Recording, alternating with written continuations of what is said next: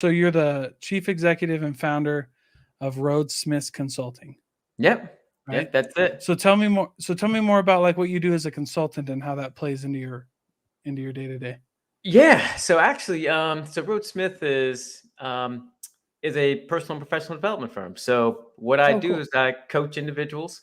I work with individuals one on one. I work with leaders within organizations, and even work with organizations helping them manage their transformations. Most notably, their technology. So for me, Oh, so in that context, from a technology standpoint, I'm a change manager doing large scale transformations, but really my heart and soul and passion is really improving people's story. And so that really comes down to leadership development, thinking about from succession planning standpoint, developing soft skills, and even just working with people one on one outside of the corporate environment to see them expand. So actually, the name Rhodes Smith, obviously, you might think, hey, why? It's not my name, yeah, but really, it is my name. It's actually just paying homage to the matriarchs, my grandparents on both sides. So Rhodes is on my mom's side, but as important to that is you have the Smiths, which is on my father's side. Now, yeah, with that said, it also ties into what I do and help people do, and that is roads. Is we all have our own individual journey, and we all take that journey. We might have a good plan, but our path is our path. And so, as we think about transformations, we have our own road that we're going to go down.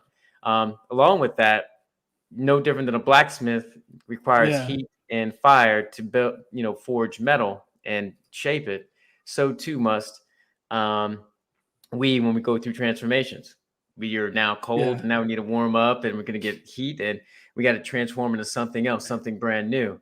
And so, in Okay. that respect, Rhodes Smith, it was kind of born. So, paying homage to my family, but also the experience we all go through. Yeah, that's really cool. So you said a couple things in there that I kind of want to learn more about. Yeah, Um, so the first thing is like change management. So I've heard yeah, that kind of thrown around in an industry. I never really know, like, I've never really, like, I mean, obviously it's kind of in the name, right? But hmm how do you like get into that, like, kind of in that yeah. field? How do you like grow in that field? Like, what does it take to be successful? Like, all the above, I guess. Yeah, sure. So, obviously, not necessarily obviously, but when you think about Yeah. change management solely and specifically within an organizational side, I have a doctoral degree in industrial Oh, organization wow. psychology. So, Oh, wow. yeah. So, in that respect, I work with, through that experience, I've worked with a number of organizations, a who's list of technology transformations. And it's really born on really how am I helping leaders within those organizations institute their strategies and getting people to follow along in those strategies. Most oftentimes now, as we've seen over the last, at least in my career, over the last 20 years, from a change management perspective, I've really been working with these leaders in their organizations, helping them manage the who, what, when, and how of those transformations. Not as a project manager, but more Uh-huh. specifically as getting people to think, feel, and do something differently tomorrow than they're doing today. Because as we all know, right? Executives Yeah. see change on a sheet of paper, right? and Yeah. if we look at it from a boxes and an ROI perspective and who are we shifting around on that PowerPoint. Whereas someone's day-to-day life is actually being measured against this from oh my God, I actually have to do something actually different. I have to be trained on that. So my job from an organizational change management perspective is to work with the leaders in their respective teams to number one, how do we build engagement, right? So how do we create communication and levels of awareness consistently across an organization so that everybody is aware of what's actually taking place? That also Yeah. takes the form of communication planning. So even just sending out communications, that sort of thing. The Mhm. third is, how do we now train, users and build, with that what's with them. So what's in it for me kind of Yeah. scenario, and Yeah. like getting them bought into the process, but training them for their job and setting them up for success, and then measuring that success at the end, aligned to some business value and some drivers. And so you think about that from a technology standpoint, whereby our technologists are oftentimes passive participants in the organization, where they're just Yeah. waiting on Jira tickets and just being wait to told what to do, or they have to go and meet the requirements of a business and ask them what they need to get done, and then try to build it. I try Yeah. to forge that relationship a little bit by building that partnership and helping the organization now evolve from a behavior standpoint, from a change management perspective. Okay, that's really cool. Yeah. So this is one thing that I've always had a question on. I kind of ask like I've had another uh person in your field. She had a doctorate in some kind of organizational management as well, Hmm. something like that. It might have been a Yeah. different Yeah. field, but I always ask when you talk about this, how do you measure some of these soft Hmm. skills? Like you talk about, like, measuring, and I'm a Hmm. sales guy, I'm an Hmm. accountant, so I understand the importance of like measuring and reporting Hmm. and being accountable and scaling. And for me, that works with like numbers in my head. So Yeah. how do you approach an accountability, and like a metric standpoint on some of these softer skills, some of these communication skills? Yeah, no, it's a great question because it's oftentimes missed, and it's often the reason why people don't do it. When I'm looking at it from an organizational side, I'm looking at it more towards of how we're driving the business. So in that respect, if it's technology, what are our measures of efficiency that we've gained from an employee perspective? I'm also Yeah. might how have they adopted the particular technology? So more specifically, how often are they actually using it? And so I was seeing an uptick Oh, in yeah, that okay. in the use of a particular tool. I might say look at it from a usability standpoint. So are they seeing efficiency in that respect? Yeah. And Yeah. just general perspective of, hey, is this thing even helping you in your job? So then that's that more subjective piece. Now, when I'm working Okay. with my executives from a coaching standpoint within organizations, so when I'm working with them and coaching them on their communication, their engagement, when I'm coaching them on their abilities to influence their teams more tactically in a lot of different ways than, say, technology, where it's really not the leader that needs to do anything. I just need to convince you in that respect. Yeah, But I'm yeah, yeah, actually yeah. the soft skills that you just mentioned around those that typically are communication, engagement, being seen as a leader. How do I show up? Building Mhm. influence, those things that becomes a little bit more challenging. So how I capture that feedback is in several ways. The first being on employee survey results. So we have a from to on employee survey metrics. Say, Alright. okay, what are people's perspectives? People's intent to Yeah. stay, things of that nature. The second piece I'll look at oftentimes will be around, I'll do one-on-one 360 feedback with specific members of an individual's team to make sure I'm getting the right and capturing the right points to see where that they Yeah. believe their boss needs to go and do a from to. So, okay, here's what you said. We'll build a plan potentially around what they were targeting and then go Yeah. back to them saying, hey, are they actually seeing the results that they want? And the third piece is, and this is going to be a little bit more nuanced, if you will, where it's not that hard ROI. But Yeah. what I talk about oftentimes to my clients is about consistency of behavior. It's not about whether you did it or not. Someone says, yes, you did it, check the box. Like, oh, I talked to my employees Mm. around talent planning, Yeah. check. Or we did communications, check. You sent that out, check. That's not the goal. That is a point in time milestone that I want you to make sure you're doing. But I'm also looking for consistency of behavior. So in the context that we do it once or twice a week, okay, great. Let's find other situations where you're trying those same behaviors. So we're doing it 3 and 4 and 5 times a week in different situations. We're looking at Mhm. seeing where you're failing and treating that failure as a point of reference and not of resident, because you're building the skills and Mhm. capabilities and consistency of behavior. And that is that measure of success for that particular individual. And Yeah. oftentimes that's where we start to see that win internally. Like that's where you get your confidence from. Like, shit, I didn't realize I could do this. Or better yet, I did it. And man, I want to do it again. I want to do it again. And then Yeah. it's reinforced with the outside world. Oh, that's really cool. Yeah. And that makes a lot of sense and brings up a lot of, brings a lot of clarity to like what I Mhm. think people, get when they think of like coaching, right? So if you think of like executive Mhm. level coaching, um, I would imagine that you get some pushback on that if you're going into that, Mhm. some like objections, right? If you're kind of pitching that, what kind of objections do you run into when you pitch this to like high level executives, and like how do you overcome that? Because I'm just, it's kind Yeah. of a good conversation for me, because, and I think for the audience, because it's just, if you want to get into coaching, it just feels so abstract when you're starting, right? Mhm. Like how do you have this conversation initially? Yes. How do you like show people that they are getting better, and how do you convince them of Mhm. that, and things like that, right? Yeah, and I think the first part is I don't try to convince them. I let them tell All me right. what they've done, right? And I think that's the Okay. biggest Yeah. thing. It's about that ownership, right? Because if I have to convince them that it's helpful, then most likely they're not going to stick with it even after I leave, because I Yeah. recognize I have Yeah. a shelf life, Yeah. right? I mean, I'm not trying to stay there forever.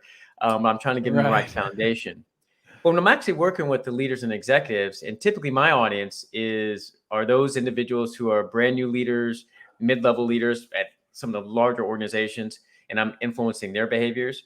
If I'm working with the Yeah. executives, it's typically at smaller, I'd say mid-sized companies. You wouldn't necessarily consider them mid-sized if Sure. if some of the executives I give them, Yeah. or Sure. some of the companies I've worked at. But they're just basically startups in a very smaller mid-sized companies. You're like, wow, you make a lot of Yeah. money. You guys are still struggling with this. But now to answer your question in more a specific way around the resistance, because it does happen, right? Yeah. Because they're already successful, and to Oh tell yeah. people that they already need to do something or need to do something different, even despite the success they've already had, is Yeah. challenging, right? Because it's like, Right. why change? I don't need to do anything else. I'm good as I am. All right, Yeah. I can just Yeah. stay in my box. And so when I come in, it's not to convince them that they aren't successful. It's not to convince them that Right. they're doing something wrong. It is about expansion. It's Yeah. about, here's what we're hearing, and now we have a choice. Now we have a choice to do Oh yeah. something, or we have a choice not to do something. Which either Yeah. way, let's just be honest around what we're going to do, because that may influence the noise we're going to hear around you. That may influence an HR conversation in certain instances. It may influence how your manager treats you and other aspects of your job moving forward. Those are all okay. Those are just consequences to a mere choice. Now, Yeah. once we recognize that and say, okay, you're still successful, even regardless of the choice you make and decide, it's a function of how do we expand. And so now putting in that positive spin to it, still making them and letting them realize that the power is still with them to choose on what they're going to do. Mhm. And that Mhm. what we're actually doing is building more capabilities on what you already have, or harnessing new capabilities that weren't refined. I often Mm. find when I'm working with these leaders, especially lower on the totem pole or in the mid tier, or even at the smaller mid-sized companies with those COOs type people, they're good at Yeah. what they do, right? They're really strong at the what, and you need them to go out there and do something, make a widget, go out there and tell you about the business end to end, know the process. They'll tell you Yeah. that backwards and forwards and twice on Sunday. They know it, Yeah. and that's it. Where they struggle is on Yeah. how, right? They leave a wake behind them. Oh, yeah, yeah, And the yeah. goal isn't to leave a wake. The job is to make sure that how are we creating engagement? How do we create buy-in? How do we create um, that level of communication that is offering transparency? How can I now Yeah. be able to let go in a way that I actually trust people to actually go and do the job, so I can now think more strategically on things and drive a direction? Because guess what? We're not taught to do those things, right? It's like we're, especially in Yeah. those type of roles, we're just taught, hey, you're really good at what you do, and hey, people seem to like you, so hey, I think you'd be a great manager. And those Right. skills aren't necessarily reinforced as you go up the ladder. So from that resistance, it's saying, hey, you're still good at what you do. You're still a really good Yeah. good person. That now it's about how are we expanding you as a leader, and now you're building a better package for yourself, your employees, and that impact. And oh yeah, by the way, you're still good at these things too. Yeah, yeah. That's so funny that you bring that up. I feel like that happens in a lot of industries. Hmm. I was in it. I was in, I've been in sales, and typically in sales, they promote like top performers. Yeah, Like, yeah, you know what I'm saying? yeah. Man, which isn't a bad, like, I don't think it's a bad Mhm. thing.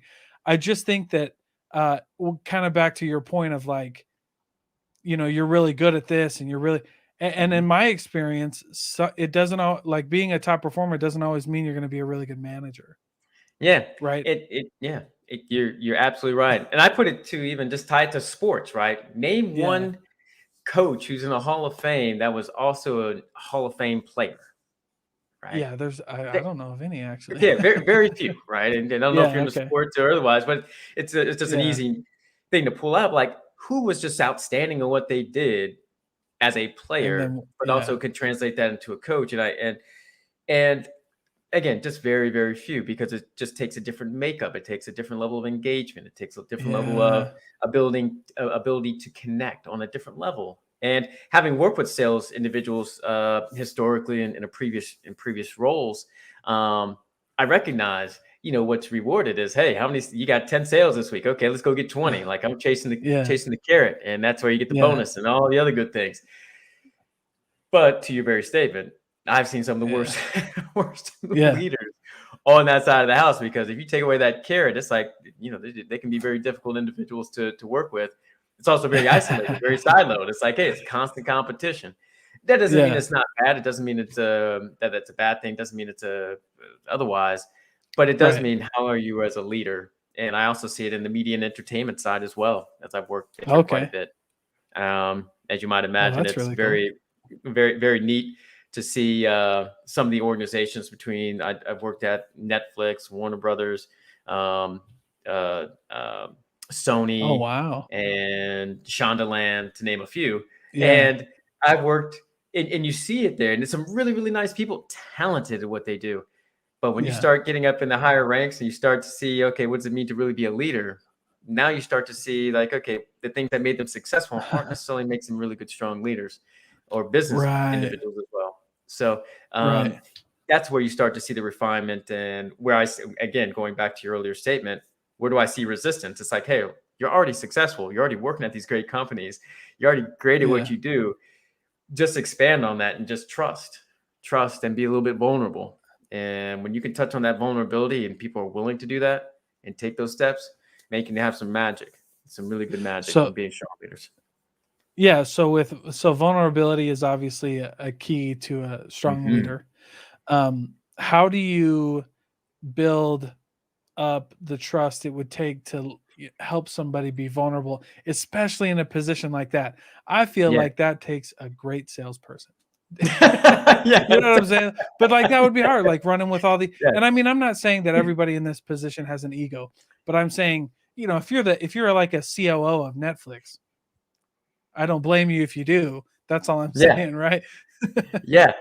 Well, it and ironically, you bring that up, but it's I was working with the COO of of an organization like that, and in the media entertainment space, and he didn't necessarily have an ego as much as he was very good at what he did, right? I mean, the hell, that's just what it was, and he had a great team, and everybody loved him, but he wasn't a very good communicator. He didn't wasn't very good at being transparent. He didn't develop his team, and everybody was Yeah, like, "We love him, but we don't know what his opinion is, and we don't really know what he wants us to do. And how do we develop? like we we yeah, got problems here." Um, so you have to say for that particular individual, and ironically, I sat down with him. I said, "Okay, um, here's what we're hearing, right? What's yeah, your perception of what you're doing around these things?" mm, yeah, So allowing him to say what he believes, and then once he sees the feedback, now we have a comparison point. Like, here's how you view yeah, yourself, and here's how they view you. Not to say either is right or wrong, right? As much as yeah, they offer context. And so, yeah, in that perspective, to your very statement, being able to trust me to guide them takes time. Being vulnerable in different situations takes time as well. So, in that, um, for this particular individual, and what I do for most of my executives, after we identify and I see what the themes have been, identifying what they're ready to resonate with, like saying, okay, here's what I'm willing yeah, to do, and here's what choices I'm willing to make. We then identify like one or two things to do in a week. I'm not trying to do it all. Not mhm, trying to conquer them out. Right? You didn't get here in a day. We're not going to solve it in a yeah, day. So let's just do one or two things. Like, okay, what's your meeting schedule this week? All right, so here's where we're going to test this out. Oh, you don't have any meetings this week? We're going to set some up. Right? yeah, And this is what we're going to practice. This is what we're going to do. And we're not trying to do everything, right? We're just going to take one or two things. And then we're going to come back right, and see how it went, see how it. And so that creates a sense of safety. It creates a yeah, sense of trial and error. It yeah, creates the start of vulnerability, knowing that, hey, what you just saw on the sheet of paper might have seemed like the Grand Canyon, but don't yeah, need to do it all at once. And we're just taking incremental steps, and we're just practicing. And now we're just going to take situations and we're going to expand. We're going to see what we did well, what we liked, mhm, hell, even what we felt, right? If you felt anxious, being in that meeting and having that conversation, let's honor that. Like, okay, Now, what can we do different to prepare so we're not as anxious, or what caused that anxiousness? Now Yeah. let's move forward in that kind of dialogue. So that's how I help kind of get and create the vulnerability around the process of new behaviors Yeah. along Well, the journey. it's a great way to do it because I think as a I've had that experience on a smaller scale, like when I was leading a sales team, and you somebody does a survey and they're like, "Hey, what do you think of your manager?" And you get a few bad marks on there, right? You're Yeah. like, "I thought everybody loved me," but it's great. I mean, Right. if you're in the right space for it, like it was very helpful for me because Hmm. one of the things that I try to be in life is coachable, and I'm Hmm. not perfect, but there's sometimes when you're like, you got to just be like, "Hey, I get it," right? Like Yeah. I totally understand what's going on, Yes. and that's really cool. So go ahead, go ahead. Yeah, no, I've been there too. I used to have a team of 25 people I used to support across the country, and the closest people to me were a 3 hour drive away. And Yeah, you can think you're doing so much, and then you get those scores back, and you're like, man, darn it, like this is that I wasn't doing as good as I thought I was, or the feedback was okay. I now need to do something a little bit different. But as you yeah. mentioned, and even in my story, and even when I tell my clients all the time, is use those moments as a place of reference and not of resident. And Oh, hey, that's good. um, and and as you said, we're all none of us are perfect. We're doing the best we can with what we got to work with. So let's do the best we can with what we have to work with. And if we need to work with something more, then call a coach or get help. But the reality Yeah, is let's do our best. So yeah, absolutely. Hey, real quick, yeah, just are you hearing any feedback on your end? I'm not. Are you hearing it on Okay, mine? cool. No, no, no, no, Okay. I Okay. just wanted to make sure there was some change and I had to call an audible with some of my Oh, equipment. got So, it. Fair so I enough. just wanted to make sure it was cool. No, that's really cool. So I want to talk about two things because Yeah. that's a lot of fun. So, um, first, I want to talk about how you got to this point. Like, what Hmm. made you choose this career path? Is it Yeah. something that you were intentional about? You started out young and you were like, I want to be, I want to have a PhD and I want to be a change manager. Yeah. Or was it something that you kind of stumbled upon? And then obviously we're going to move on to your new book and talk Yeah. about that and dive into that. So Okay. No, let's perfect. start there. Yeah. Yeah. It started off wanting to be a psychologist when I was 13. Okay. Yeah, made a decision like, hey, I think it'd be kind of cool to be a psychologist, and really, at that moment, I was like, I wanted to get my PhD in psychology, and the only psychology I Okay. knew at that point was clinical psychology, and it really was born Yeah. from fear of judgment. I didn't want to be too high on that spectrum, right? Because that had expectations that you had to live up to all the time, and if you didn't meet it, then that created a whole different world of problems and Yeah. angst. Yeah. Yeah. I didn't want to be too low on that totem pole because that created its own set of anxiety and, Yeah. and attention I didn't need or want. So I was like, let me just be break in the middle. I just want to be in the middle. So let me just get C's in school. Not trying to be too high, too low. C is average. Let me just be quiet, not say anything. But it also meant that I'm paying attention to people, right? Because I was always interested in Yeah. the reason people do what they do. And that's kind of how I fell into psychology, early on as a youth. And um, it spawned a journey of me going to undergraduate and getting my psychology degree, and then going down to Alabama and at Auburn, University of Oh, Montgomery in cool. particular, and getting my master's in clinical psychology. So during that time, I was working with adults in a 24-hour lockdown ward, doing therapy, Oh, intake, group therapy, etc. Heck, even working with adolescents during my scholastic time, administering intelligence tests, even personality tests like the Rorschach and all that good stuff. oh, So wow. it created a wonderful foundation of learning of who people are and the reasons we do what we do. Now, in that Yeah. context, in that framework, heck, people are just trying to be normal, right? Because they're dealing with a chemical Yeah. imbalance. Right.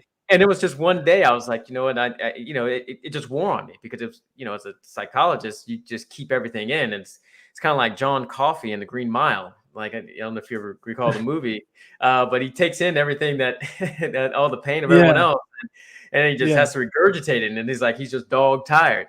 Well, the Green Mile wasn't out during that point, but I resonate with that point of the movie, because I was like, that's how I felt in therapy, because there was so much that I Yeah. just had held on to, and there was no way to get that out. And I just didn't have the Right. Yeah. skills to deal with it at the time. So I made the decision, like, hey, I still love psychology. I still want to pursue my doctorate, and I was like, hey, let's go and go into organizational psychology. And so I took the path of going and coming out to California and getting my doctorate in organizational psychology, or industrial organization psychology.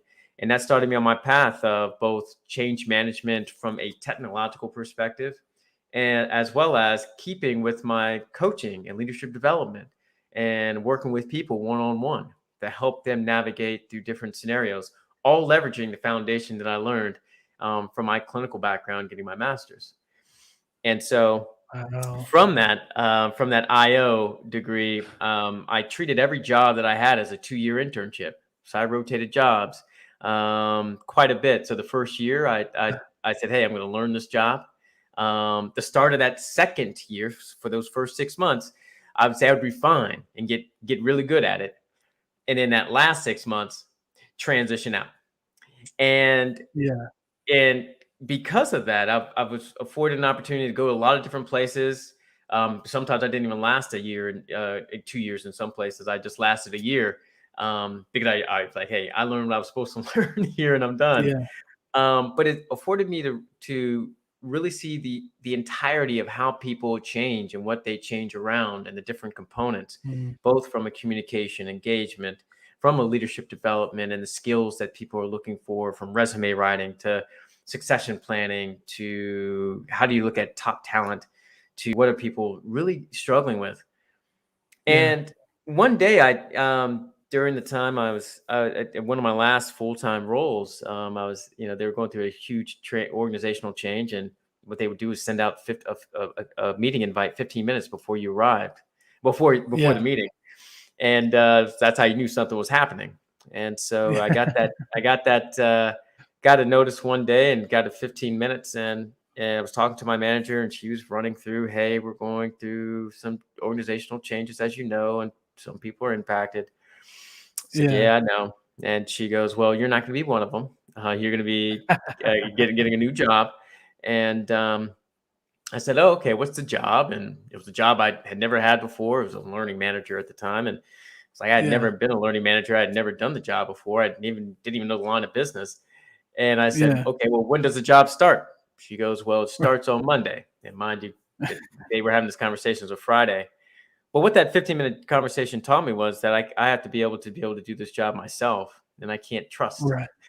anyone in that respect, Right. because it's likely to happen again. And as a result, I started my own business, specifically around Yeah. coaching and developing people, and work with organizations around this specifically. And so it's really led me on a journey even creating and writing my book Intention, around people's own pursuits, and around building the Wow. capabilities to do something else. So that's a long-winded way of how I got to where I am, both from a degree standpoint, but experience as well. But I'd be Wow. remiss if I didn't at least share some of that. Yeah, and well, and that's why I have the podcast, because Mhm. I think it's better for people when they hear a story of like how someone started, because the thing that I'm dealing with right now, and I've kind of gone all in on, because I've seen like my audience, and I've seen like business owners kind of start changing, um is that, number one is like, just start, and Mhm. don't be afraid to like change as you go, and Yeah. keep going. And then my thing is like, to get people to do that, I'm like, done is better than perfect, Yes. right? Like, Yeah. just, I mean, yeah, if it's not going to be perfect, and that's okay. Like my first, like, to be honest with you, my first like 30 episodes, I didn't even listen to them when I Yeah. put them out. I had a really good friend of mine like edit them for me and make sure that they sounded good. And when he said like they were good, I was like, cool, let's go. Right. I'm not even going to listen to it, because I just, Yeah. I knew that if I did, I wouldn't finish it. And so it's really Mhm. inspiring for people to hear, like, I thought I was going to do one thing, and then I made this change kind of halfway through, but everything that you learned in the beginning is helping Mhm. you where you're at right now. Absolutely. And you know, it's funny. I totally absolutely resonate with your story around the podcast. You know, it's very rare that I actually listen to myself on any podcast. And in fact, I don't think I've ever gone back to listen to any of them. And I've been on quite a That's all few. right. Yeah. And it all stems from, you know, just hearing my own voice and that analytical sense that we get to ourselves, especially when we're putting ourselves out Mhm. there. Now, Yeah. especially as business owners, we're putting ourselves out there and having to be the face of our organizations, the face of our own products, et cetera. And so that can be extremely frightening. And a lot of people are fearful of taking those steps because they've been, as you mentioned, or as we talked about earlier, um, Yeah. people are already successful at doing what they do. So having your own business, no one's fighting for you to have your own business. They're fighting for you to get a job, right? But what Yeah. people are now saying these days is, hey, I don't want a job. I want to do what I find passion around. What I truly enjoy, where I have the most value, both as seen as adding value, but they're treating me Yeah. with value. And Yeah. so starting to see that a lot more. And unfortunately, people's fear, but also they won't start their own business without knowing what they're actually getting themselves into. Um, Yeah. can sometimes be extremely daunting and scary at the same time. Yeah, and you know what? I was just talking about someone. I did a podcast last night, and I was just talking to somebody about this kind of thing. That if people don't think like their idea is the next like Amazon or something, then they won't do it. You know, if I don't have $1 million Yeah, idea, I'm not going to do it. And yeah, I have my own thoughts around that, but it's just funny. So how do you, your book is called mhm. Intention, right? Yes, yes, So, and that's something that's like really important. And I mean, I understand like the weight of that because mhm, you have to be intentional about the things that you do. But tell me like mhm. where the idea of the book came from. I mean, I know you kind of touched on that a little bit, but if you want to, Sure. if there's anything you want to go into deeper on that, and then how do people create intention in their life? Yeah, I touch on both here now, both those questions because while I glossed over the book Intention, and the subtitle is Building Capabilities to Transform Your Story. And what's important about this, aside from the prominence of intention, um, it's implied, it's defined as being purposeful in what we do. Yeah, And we have to realize that we make between 2,000 and 10,000 decisions each day, 95% of which are unconscious. So that means we're basically running on autopilot much of the day in what we're doing, right? But yeah, yet, when we're actually transforming and transitioning to something else, we have to put it to the forefront of our mind. We have to, yeah, as your podcast says, think about that. We have to be conscious about that. We have to yeah, be aware of what we're doing, what we're good at, what we're not. Because of that, we have to build our capabilities to do that because we don't really do that very well, right? We have capabilities to just go do, right? If you told us to, yeah, hey, just go out here and get a job, well, you know how to do that because guess what? You can just go do. But without the thought process, any job you take is just going to be any job you take. And yeah, what are you now serving the purpose for? And so we need to build capabilities, not to change, but to transform. And there's a difference between change and transformation. Change is a milestone, it's an event. They're typically event driven, right? I changed yeah. lanes, I changed my pants, I changed my shoes, right? I changed what I ate. That's great. Right. But when we're transforming, we're actually going through a process of moving and becoming something different. This Yeah. book was spawned by me working with my coachees because I saw them struggling in the same areas and asking the same questions, both in my Yeah. individual and group coaching courses. And I wanted something I could just leave behind and say, okay, here's your reminder. Like, here's a quick guide, right? Hey, everybody wants a guide, right? Give me the 5 things that are going to make my life a lot easier, right? But we know those 5 things are probably true. But if they were that easy, everybody would do it. So it's not that Right. easy. And so when I realized that part, right, early on, it was like, okay, you guys still aren't, you're still struggling. And I started writing more and more. And it's like, okay, what were people really struggling with? And it's Yeah. less about the 5 steps. It came down to they can't sustain. If they are able to actually achieve their goal, they can't sustain. And what's the reason why they Mm. can't sustain? Well, they haven't integrated it into who they are. Well, do they even know who they are? Oh, Right. Yeah. And yes. do you even know who you are as a person? Are you authentic? So as you just mentioned, Yeah. when we're seeing everybody around us the same age as us, making $1 million ideas by doing nothing. It's like, what am I doing with my life? And you've got a comparison point of which now it's like, okay, that's not even who you are. That's not Yeah. even your value. That's not even your purpose on this. Like, that's not Right. even what you're good at. So Yeah. do your thing. And so that was where I started and really started the book, right? And building the first capability. The first thing is discovery of expanding your awareness of what are you really solving for? And what is your purpose? What is your priority? Not somebody else's. What's your priority? And then the Yeah. second capability is the principle of you of like, what's your character you're bringing to the table? Like, who are Yeah. you? How did you just get here? Right? You're Yeah. not Yeah. only a brother, a sibling, a spouse, and all that good stuff. You're a VP. You're a salesman. You are Mr. Know-it-all, right? Yeah. Mr. Know-it-all is a character, right? I'm Mr. Know-it-all because I got 2 degrees and 3 certifications, right? gotta, Yeah. gotta Yeah. be trained in everything, right? But how does that show Yeah. up? And how does it stop me from achieving my priority? That's going to impact my sustainment. All the points in between, like the plan, your plan has to be based off of who you are and your priority. Now we have to constantly look back at our plan and what our actions were, like that attunement, like I talked about with my clients. We're reflecting on that, right? Like, what did you just do? Yeah. We can't treat Yeah. this like Wile E. Coyote, and because Wile E. Coyote never used the same contraption twice, right? Never. He Right. always just tried to catch one road runner with every single new contraption he could find.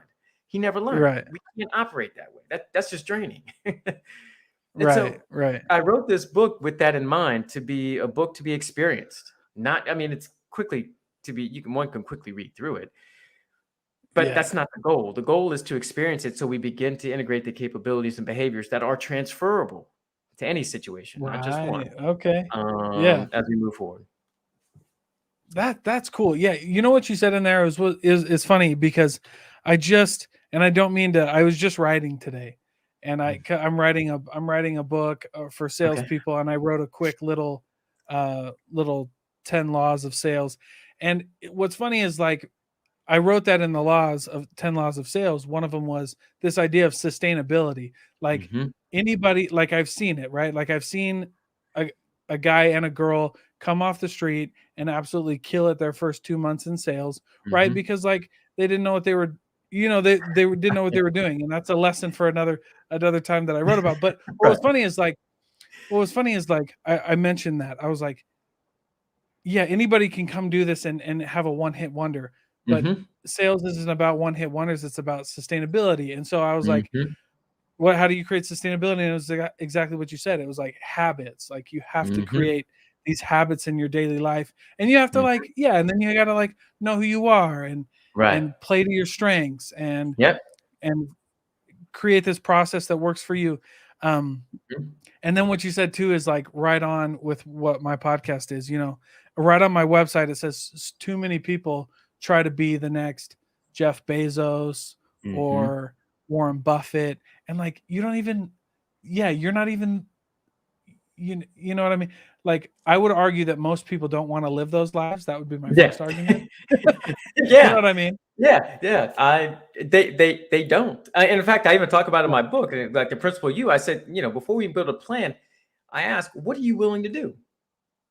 Right. Because to see a Jeff Bezos, to see Yeah. Bill Gates, to see the people of whom we're trying to emulate, even just a regular CEO of the company that you may work for, what are you willing to Yeah. do? What are you willing to sacrifice?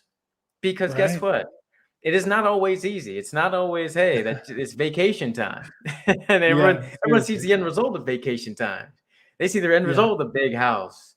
They see the end result of these things, but what are you willing to do to get there? And do you have the Yeah. capabilities and skills to build up? Now, saying this in a very matter of fact way, and it isn't intended to be that, and more Sure. specifically, that's only just you. They have supporting cast, right? we need people Oh, yeah. around us that can help support the things that we're not very good at. Ask Elon Musk, is he a great probably leader and communicator? I don't know.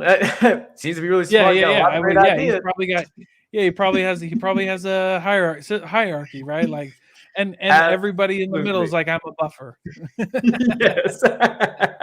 I'm a hey, yeah. That's like what I tell people when I was selling, they'd be like, "I want to talk to your manager," and I was like, "I don't know if you want to do that. My manager's a douche." Right. Hey, okay, Yeah, yeah, if you can get them to talk, then hey, more power to you. But it's one of those things. But it's just one of yeah, those things that's like just knowing our strengths and knowing where we can refine our own strengths, but also where we can outsource that stuff too. So, heck, even though I'm a hmm coach, I have my own coach, right? I have my own book and PR coach that helps me just like okay, do all my things. Like okay, I'm not very good at it because yeah, it's just not at top of my mind for me. Like I'm also the yeah, content creator and doing all the work itself. So it's a matter of okay, how does all this happen? So sometimes you just don't have the time and or the yeah, skill set in my case as well. So it's a matter of yeah, hey, sometimes you need that help and support to get you through. So while it is an individual journey, um, do know that you can always get the support that you need as well along for your path. sure. Yeah. Yeah, absolutely. So, how do you teach people to set goals? So this is another Mhm. question that I like to ask, especially people who are way smarter than me, because I have like an idea around goals and I Mhm. usually get some pushback on it. So before I tell you mine, I just kind of want to hear, and not as like a setup or anything. I just want to Yeah. learn. I don't want Yeah. your views to be Yeah.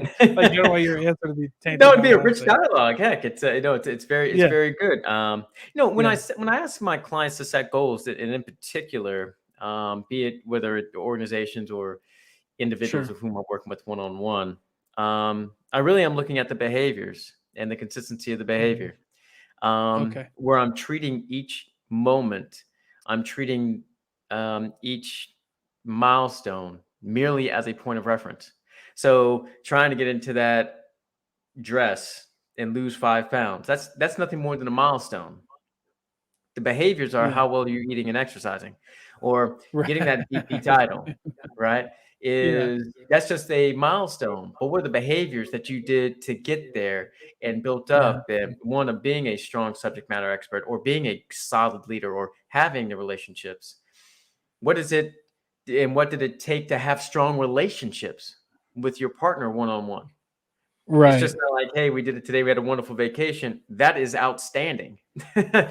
I'm Yeah. glad Yeah. you're Yeah. in Cancun someplace having a great time and that's wonderful.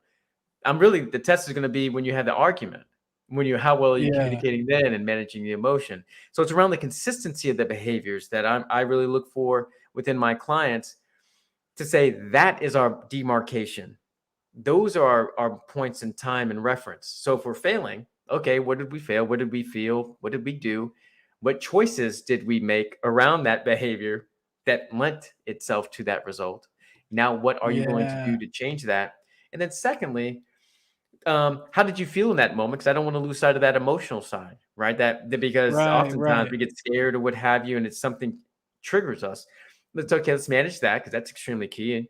And then the last part is just because we're successful at it, that's great. Now, how do we expand that to other situations to test it out Yeah. even more to see if it's one time, let's try it 2 times. If it's 2 times, let's try 5 times. Let's see. Let's push our edges. Let's expand Yeah. because this is where we're going. But also, it's important across all that unit of measure. I also ask them, and I measure what did you let go? Yeah. What did you let go? Because oftentimes, when I'm asking people to change, they want to hold on to what they're already doing. So I'm constantly asking them to let something go. You can't continue to add and think that you're just going to pile on top of everything else you're doing. That creates someone being overwhelmed. That creates doing too much. That often Yeah. can be a conflict of what you used to do is no longer in alignment with where you want to go. Yeah. Because of that, that's how I create and start measuring success on behaviors and the consistency of that moving forward. Yeah, no, and by the way, I think we have very similar ideas. I think they're exactly the same because my thing with sales has always been like, people set goals for like, I want to sell so many units or I want to sell so much, revenue, right? Mm-hmm. And I'm like, those are fine, kind of like you, like those are fine, but Mm-hmm. you can set a goal to have $1 million, you can set it to have $1. But Right. what but you have to like be able to back into that and figure Mm-hmm. out the habits that create a $1 million salesperson. You know what Yeah. I'm saying? Yeah. Because for me, it's like it's almost better if someone gives me the goal and then I can figure out like what type of, Hmm. I can figure out if it's something that I can do and then what kind of person would do that, rather than like me coming up with a goal and being like, and then having to like work through it. It's just kind of weird because my Hmm. view of goals is like they shouldn't be like, your goals shouldn't be around things you can't control. Like I can't, at the Hmm. end of the day, I can do a lot of things to influence a sale, Hmm. but I can't, I can't force somebody to buy it. Right. You know what Right. I'm saying? Right. Yeah, So that's that's kind of like exactly my, it. yeah, Yeah, it's I kind of like my absolutely thinking. agree. Yes, I can't. Yeah, we can't force people to say buy this book or listen to this podcast. Yeah, We can say, hey, right. here's what you might find benefit in. I like the point that you made as well, and that is backing into it. And Yeah, so when I'm actually looking at my clients and when we put their plan together, I say put a goal out there that's 2, 3 months out, and who are you at that moment? If you do all yeah. the things that you say you are going to do, who are you in that moment? Right? Oh, What is that's a it? What good is point. that Yeah, person living like? And I yeah. asked them to do two things. Number one, write a note to yourself, to that person, post dated to that or dated to that time, Yeah, and yeah, and you're going to open it on a certain day during that time as a form of motivation for yourself, and write yourself as though yeah, you've achieved everything, or what do you think this month or 2 months has been, and write to yourself in that yeah, respect. The second thing I asked them to do is, now that you know that end result, what would it take for you to get there? And let's build our plan backwards from there. yeah. Knowing that you don't have to do That's everything at interesting. once, let's build Yeah, it backwards. So, as I'm thinking about it from a behavior standpoint, and I talk to my clients about this all the time, especially around succession planning. If I have a succession problem now, that boat has already been missed. My succession plan needs right. to be on the strategy of where we need to be 2 years, 3 years, 4 years down the line, because I know it takes 2 years to develop a skill. Because the first one is education, the next is experience, and then it's going to be exposure, right? Oh, yeah, Education, get the skill, experience, practicing it, and then the exposure to the executives so that they feel comfortable with that person coming in. That's at least a 2 year journey, right? yeah, Just to do some of those things in a very seamless yeah, fashion and for multiple people. So if I'm not already planning for 2 years out, I've already missed the boat when I'm looking for it now. So what's going to happen? Likely, I'm not right. going to find the right person. It's going to be a mismatch. It's no different than Yeah, our own behaviors as well, individually, when we think about our own changes. What am I going to be doing yeah, 2 months from now? Who am I then? What's the world going to look like? Okay, let me just walk yeah. backwards from that and see what I can do. And then I'm just Right. building on 2 months, 2 months, 2 months. And now I'm always just walking myself back to say, okay, what have I seen from a behavior standpoint and the consistency around that? Right. And that creates kind of that backing into it, if you will, perspective. Yeah, no, and that's, well, and that's it, right? And I like that you said that, like, who are you in that moment? Because I feel like that's a, in my mind, that made it click. That was an Hmm. easy way for me to be like, oh, okay, so I want to be a manager. Well, what does that look like for you? What are you doing? Hmm. What do you have? Like, what things do you Hmm. want to do? So, like, maybe I'm not going into work till 10. So, what do I need to do to make, you know what I mean? Yeah. That then you got like tangible things to like kind of back into that. So that's Hmm. super interesting. Yeah, it's really Yeah. cool. Yeah. Um, well, cool, man. Well, hey, I appreciate it. I know our time's almost up, the technical difficulties, man. But before we go, I want to make sure that you have an opportunity to tell everybody where they can buy your book, if they want some of your services, where they can find your services, Sure. and just give yourself, give everybody all the info they need. All right, no, sounds good. So I can be found on most of the major social media sites. Probably most notably on Twitter and Instagram at Dr. B underscore intention. There you'll see me just Cool, plugging away at certain things. I'm also on cool, LinkedIn and Facebook under Ian D. Brooks. I'm also be found on my website. That's rhodessmith.com. That's RHODES Smith.com. There they'll be able to find this podcast, as well as others where I've provided some thought leadership. They'll find access to my book as well, and some reviews on my book Intention, which is available on Amazon, Barnes and Noble, in a hard copy or ebook. And hopefully there will be a sweet. audio book coming out in the not too distant future. They'll Heck also yeah. have a chance to see some of my offerings for individual coaching and leadership development coaching as well. And oh yeah, by the way, you can always email me from that site as well. Oh, right on, man. Well, hey, thank you so much. I appreciate all your wisdom and your time, and it was really awesome. And I'm, by the way, glad we finally were able to do it because I know that there Yes, was some no, big conflicts, but I'm likewise. I'm sorry. definitely glad we were able to finally connect. It made it all worth it. But no, definitely glad to have this conversation, and look forward to continuing the dialogue. Absolutely.